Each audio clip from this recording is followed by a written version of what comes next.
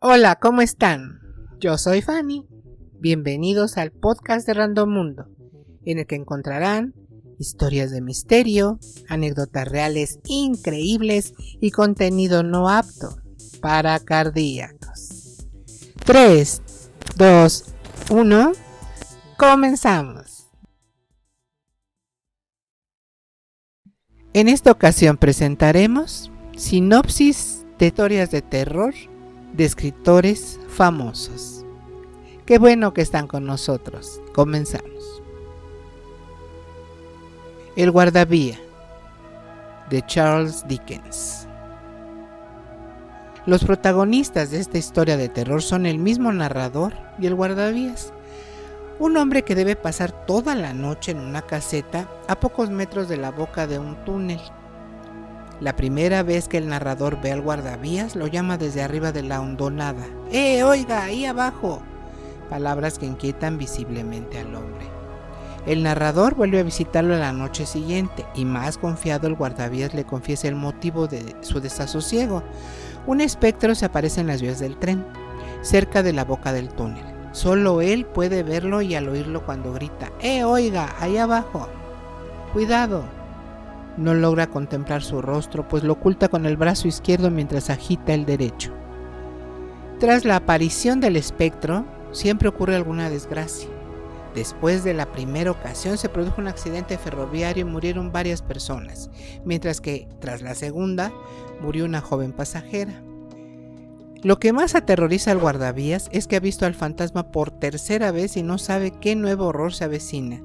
Se despiden y el narrador, escéptico, se aleja pensando en que aquel hombre necesitaría ayuda médica.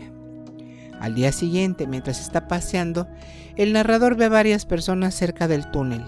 Le informan de que una locomotora ha arrollado al guardavías, a pesar de que el maquinista le avisó agitando el brazo derecho y gritándole, oiga, ahí abajo, cuidado.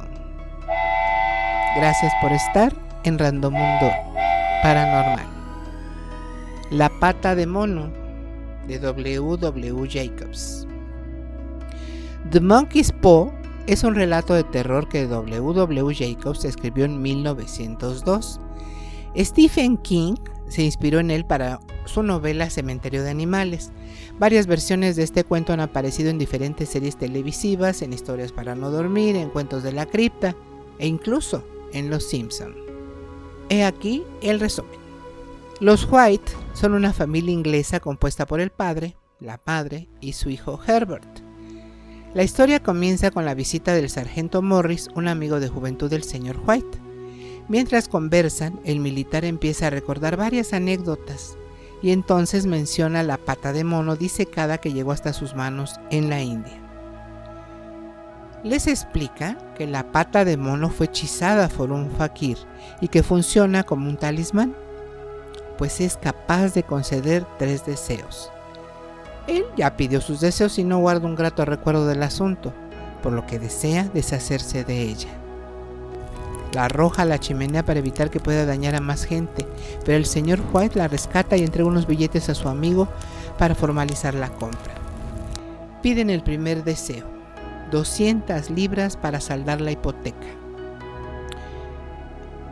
Parece que la pata de mono se mueve durante unos segundos, pero no ocurre nada más. Durante el día siguiente reciben una terrible noticia. Mientras trabajaba, su hijo ha quedado atrapado en una de las máquinas de la fábrica y ha fallecido. Recibirán como compensación 200 libras. La señora White queda tan afectada que convence a su marido para que pida un segundo deseo, y este es que su hijo vuelva a la vida. En efecto, durante la noche llama a la puerta lo que queda del cuerpo de Herbert, destrozado por la maquinaria. Mientras su mujer se dispone a abrir, el señor White pide un tercer deseo. Cuando la puerta se abre, no queda rastro de su hijo. La verdad sobre el caso del señor Valdemar, de Edgar Allan Poe.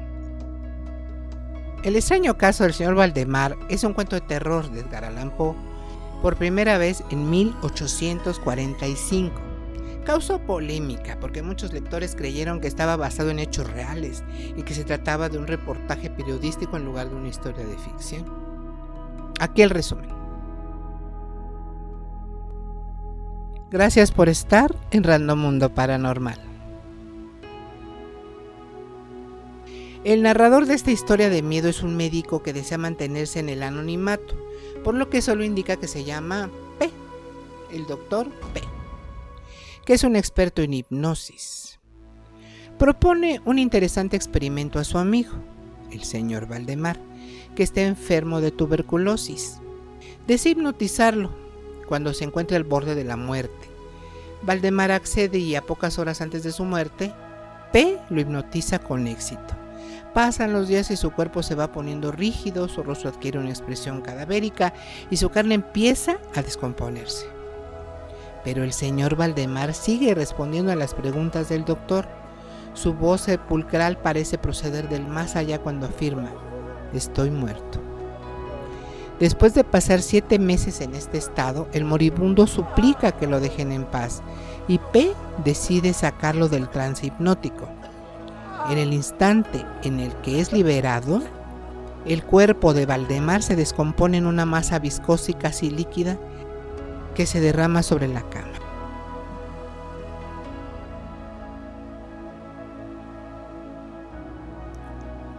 Los 1001 fantasmas de Alejandro Dumas. Esto es una recopilación de relatos de terror de Alejandro Dumas, publicado por primera vez en París en 1849. Por la extensión de algunos de los cuentos, como El Testamento, La mujer del collar de terciopelo y Los matrimonios del tío Olifo, la edición constaba de 2 volúmenes. Posteriormente, esos mismos cuentos fueron publicados individualmente, dejando condensado en un solo cuerpo las historias de terror más cortas. En el resumen, se dice que como resultado de sus viajes por el norte de África, Oriente Próximo y Europa, Dumas tuvo la oportunidad de escuchar varias historias terroríficas que logró hilvanar en una sola historia a manera de cuentos. El mismo Dumas comienza narrando la primera historia de horror para luego noche a noche cederle lugar en la narración a otros personajes de la historia. Todas giran en torno a eventos sobrenaturales relacionados con la muerte y hasta con el mismísimo Satanás. En el primer cuento narra cómo él mismo pasa a ser testigo en la investigación de un homicidio. El perpetrador había pasado junto a él con las manos bañadas en sangre. Su aspecto impresionante llamó la atención de todo el pueblo, dando cuenta del horripilante crimen que seguramente había cometido. Llamó a la puerta de una casa y de inmediato preguntó por el señor, quien era nada más y nada menos que el alcalde del pueblo. Jacquemin, el asesino, no solo confesaría su fechoría, sino que tenía que contar el evento sobrenatural ocurrido tras haber degollado a su esposa. Era su intención enterrar la cabeza y el cuerpo de su esposa en la bodega donde llevó a cabo el asesinato, pero fueron los mismos restos mortales los que le dejaron fuera de sí. Agarré pues la cabeza, o mejor dicho, la cabeza me agarró.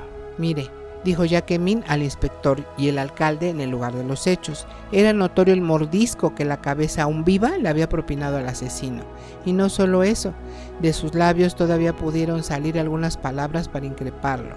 Miserable, yo era inocente. La extraña confesión envió directamente a la cárcel a Jacquemin, quien parecía feliz con aquel veredicto. Tras algunas otras charlas con los compañeros de cacería intentando descifrar lo que había ocurrido con la cabeza de la esposa de Jacquemin, solo podía saberse que todos, en algún momento, habrían tenido algún encuentro sobrenatural post-mortem. Algunos de ellos involucraban cabezas que hablaban. En el narrador solo podía hacerse eco un pensamiento, que en efecto, aquellas cabezas todavía vivían.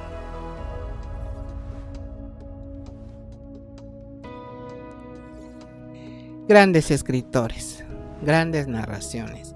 Los invitamos muy cordialmente a que lean estos libros, lean estas novelas, lean estas historias de autores tan famosos. Y no solamente se conformen con el resumen, en realidad son increíbles.